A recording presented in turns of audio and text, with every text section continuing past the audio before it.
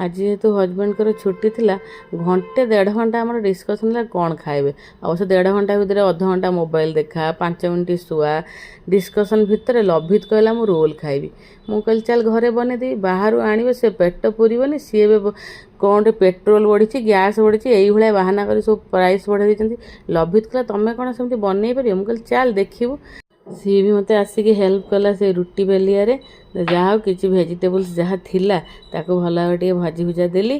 भाजी भुजा देलापर जो थी ताबारे रुटी गुड़ाक गोटे साइड को भल भाव करदेली आउ गोटे साइड टिके कंचा रखिली। एपटे तार फिलिंग करने जो भजा भाजती ता सहित दवापाई टे चाट मसला लेंबू रस पियाज देकी गोटे गोले देकी आउ गोटे मसला प्रस्तुत करदेली।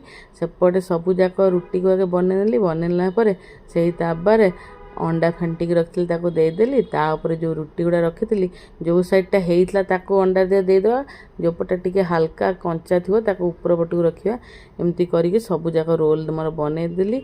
आबे चलते तार फिलिंग जो करके रोल प्रस्तुत करिया। तो आमर एग रोल तो बेस्टा हो गला। एबे जो परिवा भाजिक रखी ताको दवा पूर्व आगे टे टमाटो सॉस दे देकी बेस्टारे भल भाव खटा खटा लगे। आपन चाहिए चिली सॉस भी दे पारे। मुझे लेंबू चिपुड़ देली लभित खाइबनी बोली मुझे चिली सॉस दे नी क्या राग लगे। तापर जो फिलिंग करदेवा आ जो पियाज काटिक देदेले प्रस्तुत हो गला आमर एग रोल।